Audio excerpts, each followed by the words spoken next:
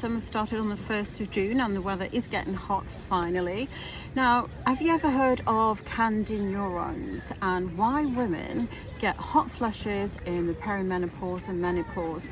It's all down to your brain, something in the hypothalamus. There's these receptors called KNDY neurons. Now, this is hot off the press. This is something I learned about in a recent conference in Europe, in Spain. So these KNDY neurons, once they detect a decline in the estrogen levels, they start getting hyperactive and super sensitive and dysregulated. And as a result of decline in estrogen, what they do is that they start telling the thermoregulatory center, which is the center in the brain that cools the body down, thinking that decline in estrogen is due to actually that chemical decline is the body think it's actually hot as a result of the confusion. So and then it tells the body to start sweating and something called vasodilatation, and you feel that hot flush. So it's summer. What do you do when you get a hot flush, and what do you do to help reduce your hot flush? Number one is stay hydrated, which is super important. So I'm always walking around here with icy water.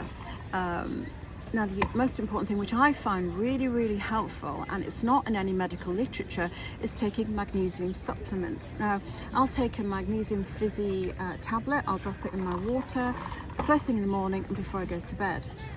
And what that does, it helps regulate your nervous system, increases your GABA, and just relaxes you completely, relaxes your nervous system, relaxes you. So when these KNDY neurons get super excited, the magnesium just helps generally calm you down, and it does work.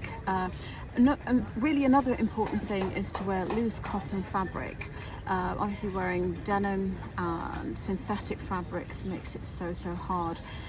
The other thing that helps is wearing a smart ring. Now, I checked online yesterday, and these used to cost a fortune, and I found one online as cheap as 16 British pounds, which I thought is really cheap. Now, what does a smart ring do? You charge it about once a week. Now, I love it because it monitors my blood pressure and my pulse rate, and between my blood pressure and pulse rate, I can tell if I need to have electrolytes or if I need to drink more water.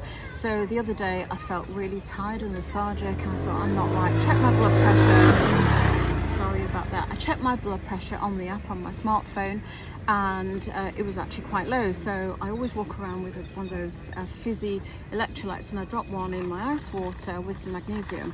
Within literally 25 minutes, I felt back to normal again. By the way, also